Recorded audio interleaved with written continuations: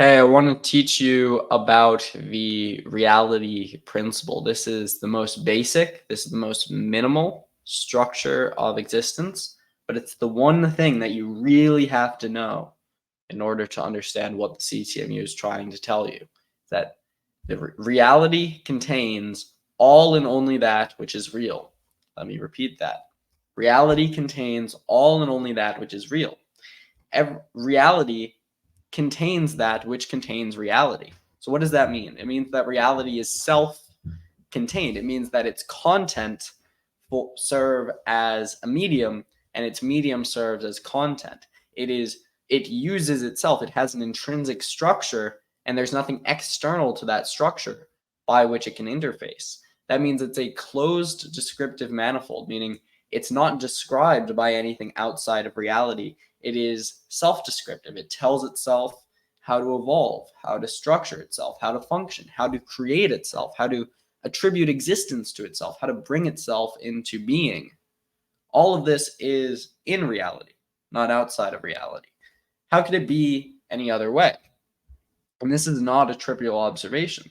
It's that reality is defined by all and only reality. That is a tautology. If you had something unreal that affected reality in any way whatsoever, that would be a contradiction, right? How could something that doesn't exist affect something that does exist? That is not possible.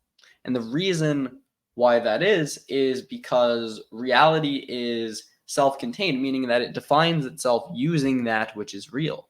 So if you introduce something which is not real, which is not in reality, then the whole system breaks. Is that you have this tautology which says that a thing cannot exist in conjunction with its contradiction. There cannot be I cannot be in this place and someone else is in this place. That's the Pauli's exclusion principle in quantum mechanics. That's another version of this. You can't see a thing. I can't be looking at something and it both be there and not be there. That's this with perception. But what that means is that reality cannot contradict itself. It cannot introduce non-reality into its own structure.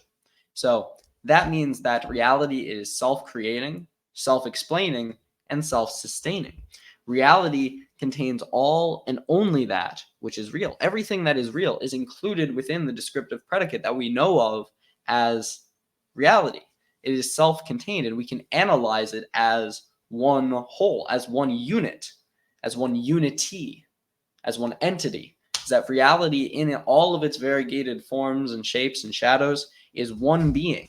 It is one entity that gives shape and shadow to that which we experience as reality, which is actually a sub-universe of this broader reality system.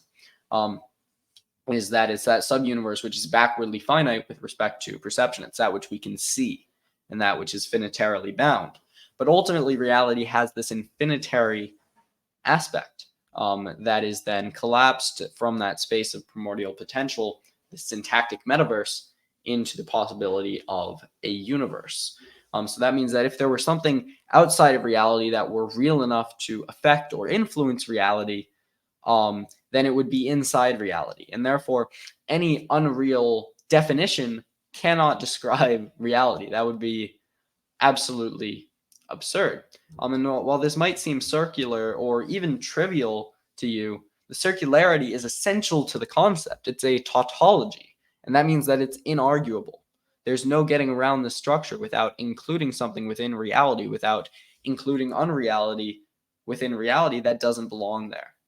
And so an unreal definition of reality won't work. And with respect to our scientific or empirical needs, we can define reality as defined with respect to perception, meaning that it has this infinitary cognitive aspect with respect to space, and then this backwardly finite perceptual aspect whereby we are basically interacting with it, and the universe as a whole is defined on that cognitive perceptual syntax with which our human cognitive perceptual syntax can make contact with. So that means we live in a fundamental universe that is derived, that is induced from cognition and from perception. That is how reality decides what is included within it and what is not. It is a mind, and that's one of the principles that we'll get into later. Mind equals reality. But reality contains all and only that which is real.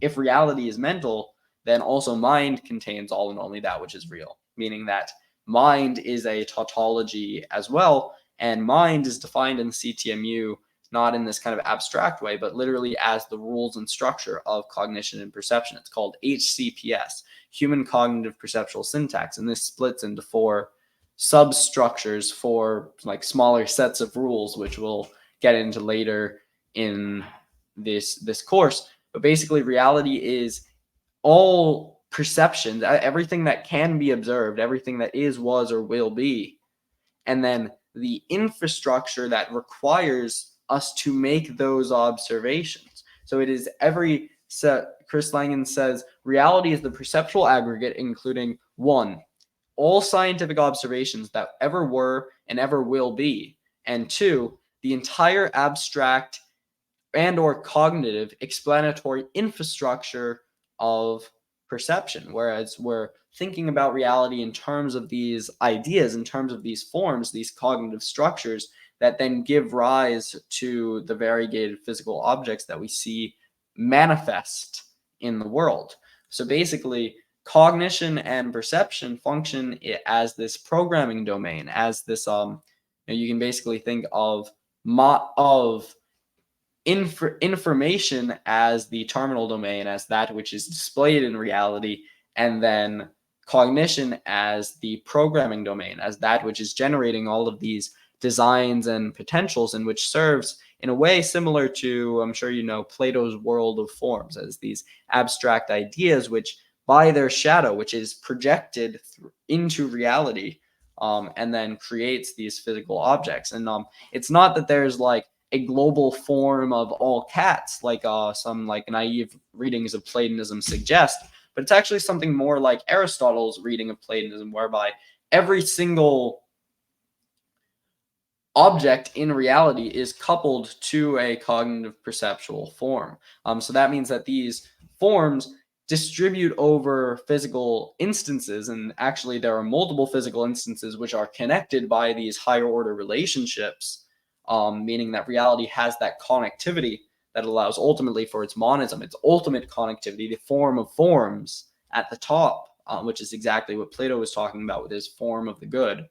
And then all of those physical instances conform to that world of ideas, that world of forms and potential, as content conforms to structure, and it's not a one-way relationship. It's not like we have these higher order shadowy beings that are just controlling reality, that we're just like the puppets of the forms, but actually there's this self-dual relationship. Again, they're 2 elements of the same thing. They are the terminal and non-terminal domain, the spiritual and material instance of an object. They're 2 ways of looking at the same thing, and not only does the content conform to the syntax, but the syntax inheres within the content, and the content can use that for its further self-modeling.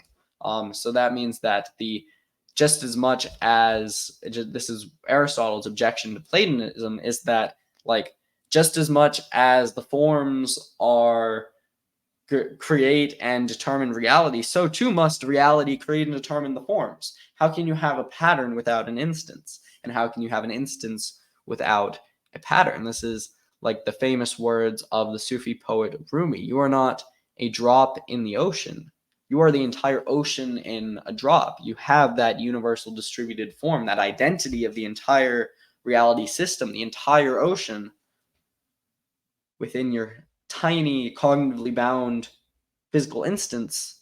You are infinite. That is your ultimate identity, and you are connected through these higher order relationships to all other beings. That we are, as human beings, intrinsically connected to all other beings in ways that are not even discernible on this plane of existence, meaning that we are ultimately just simply manifestations of this ultimate reality system. We are secondary images of that self-contained existence. And that invalidates anything based on our own experience, based on, we don't there's no jumps or breaks in our perception. We don't randomly switch around bodies or identities. Well, some people do. But yeah, so basically, again, here I'm going to share this. An unreal definition of reality is absurd. Is that, and again, so you can't have anything like this. You can't have a reality definition that contradicts itself, because that would break your own definition, and you can disprove it just using it internally. But rather a reality concept that doesn't break itself, that is consistent with itself, is a microscopic version of the ultimate theory that is induced from that. So again, what we said last lecture is that we have a general framework and then we work inward. This is our general framework. This means we have a reality system already. It doesn't have any content, but it's defined. It is an entity that we can think about. It is reality, and it is different from unreality. An unreal definition of reality can't work. This is a real definition of reality. It is something real, right? And so the reality principle is the seed of the CTMU. It is that from which it is planted. It's often said that Mach's principle is like the midwife of relativity. Similarly, the reality principle is the midwife of the CTMU. It's that through which it is born, and contains its most fundamental axioms, its most fundamental tautologies. It endows itself. So Christopher Langan says, it should be noted that any definition amounts to a microscopic theory of the thing being defined. The reality principle, which can be viewed as a general definition of reality, is a case in point. It can be viewed as the seed of reality theory that we have now begun to build. In defining reality as self-contained, this microtheory endows itself with a simple kind of closure. It calls on nothing outside of the definition of the definiendum, the thing which is being defined, in the course of defining it, and effectively forbids any future theoretical extension of this from doing so either. So anything which is built up from the reality principle cannot contradict the reality principle. This is the basic logic to which all of the CTMU conforms. If you understand this truly, you understand the CTMU. And further from this, you have to think about, like, if there's nothing outside of reality that's explaining reality, that's helping it justify itself, then reality is self-justifying. And it also, everything that reality does, it does for itself, through itself. It is self-creating, self-sustaining, self-explaining, self-learning, self-memorizing. Everything in reality has that intrinsic definition. It is self-defining, and it is a self-reifying system of meaning. So reality is self-contained, and everything within reality is real. It is everywhere the same as itself. And ultimately, there are these internal distinctions, but the reality principle, and we'll get into in our next lecture, syndiphionesis, the reality principle says that there is this synetic medium. There is this sameness that underlies everything in reality. This is it. This is what, if you're looking for like a concrete thing to latch onto, this is what you've got. You've got the reality principle. Reality contains all and only that which is real. It's not trivial. It is the most minimal, yes, but it's also the maximally complex at the semantic level of how reality coheres with itself. This is absolutely indispensable. It's my joy and pleasure to get to teach this to you. Thank you. God bless.